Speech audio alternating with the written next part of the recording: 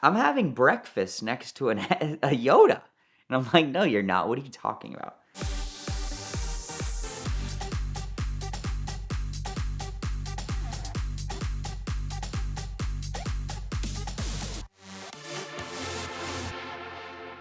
So we are always trying to chase unique spec and unique historical Lamborghinis. When you look back, now Lamborghini production, especially for Diablos, is just so rare, and to find unique colored cars is even more difficult. So I have a wish list at any given point I sort of check off like, where's this car? No one's seen this car. We got to chase this car. We got to chase that car.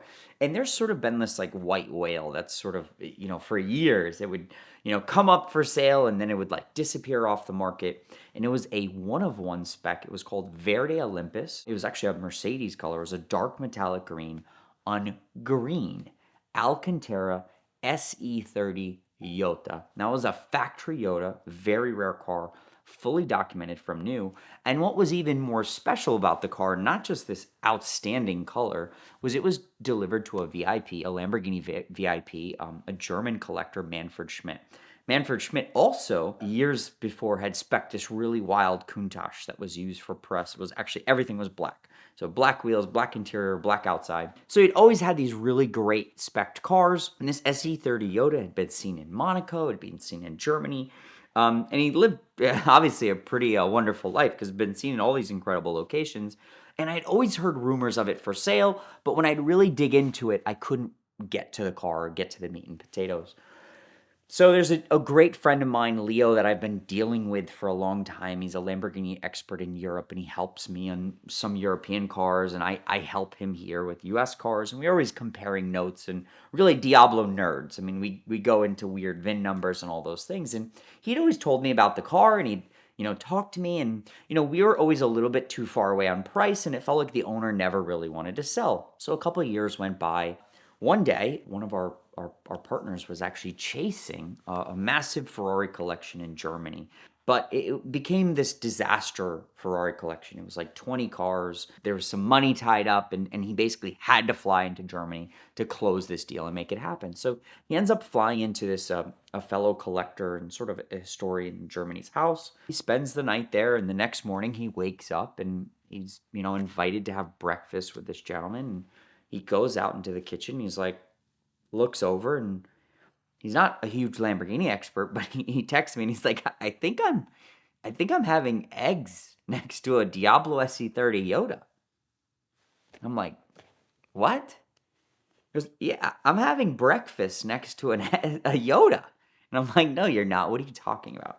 So he sends me a picture, and I'm like, that's the green on green SC30 Yoda. So the gentleman, apparently, like, his house was an old like dealership. It was like he was living. It was his kitchen and he lived there, but it was like an old workshop that he converted into a house. So he had like cars stored, but it was like prominently in the kitchen. So imagine this car was literally just sitting basically offside in his kitchen for almost 2 years. Never drove it. Sort of probably just admired it while he was having his coffee, which sounds like actually a great idea. Definitely a unique place to put your SE30 Yoda. So I call him right away. I'm like, what are you doing? And he goes, I'm here and I'm chasing this collection. And I wake up, this is literally sitting in the guy's kitchen, this car. He like loves this car. We start talking. He's like, yeah, I guess he bought it from the original owner who's owned it since new for years. He bought it recently and he doesn't want to sell yet. I'm like, we just got to stay on top of him. Like, you got to ask him. So a few weeks go by, he gets back into the States, and I said, let's call the guy now. Let's call the guy. So we call the guy. He says, no, I don't want to sell yet. I think these are going to be worth so much more in the future. And I couldn't lie to him. I said, I agree with you. Factory cars could be one of 16 or one of 17 factory Yodas. And I said, okay, well, just please do not forget me.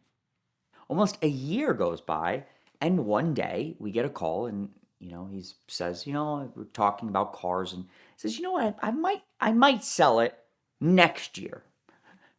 I'm like, no, we want it now. What is it going to take?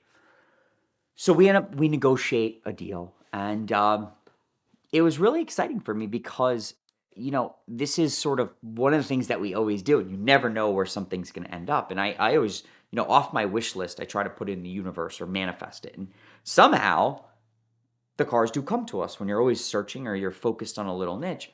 So the car ended up coming to the US. I didn't tell anyone we bought it. I was sort of secretive, and we used a great photographer at Winning Auto, a gentleman by the name of Larry.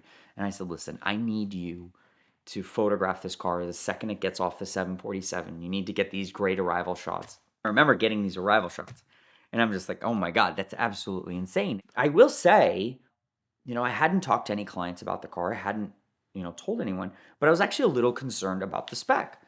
Sometimes you can have a spec that's too controversial. You can have something that was unsellable in some ways. And listen, green is not for everyone. I love green. I personally think green's a great color on any car.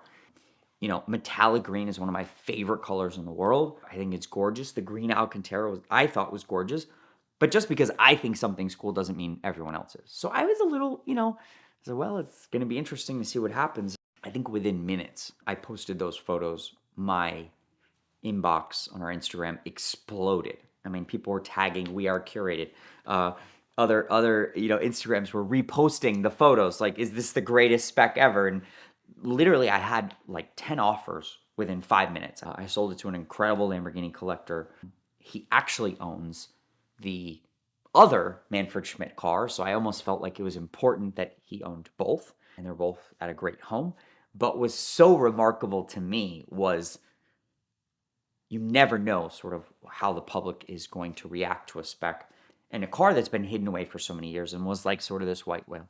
So definitely one of the most unique spec cars we've had, and definitely one of the most interesting, I would say, finds in where we found it in a kitchen. With many of these cars, especially in a situation like this, when it's sitting in someone's kitchen, you have to pay a record price. You have to break a record to get what you want.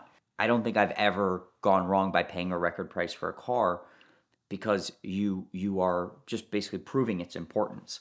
Anyone that owns these cars isn't stupid. They're discerning individuals, so they know what they have and they know the value. And it's about just sort of hitting the right strings. Sometimes it's the right day. It's the right moment. Even if someone's vulnerable. I was chasing a Lamborghini Miura SV for years. It was an original car, original paint.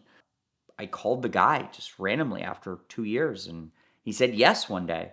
And he changed his mind on that following Monday. And he said, I was having a bad day. I want to buy the car back. So sometimes it takes a world record price to move something. And then as curated, as we bring it to the public's light, and then it's up to the public to decide sort of what's it's worth. But, we made our money. There was sort of 2 world record prices paid, the price that we paid and then the price that the buyer paid. But I think with very special cars like this car, that's the only way to secure it.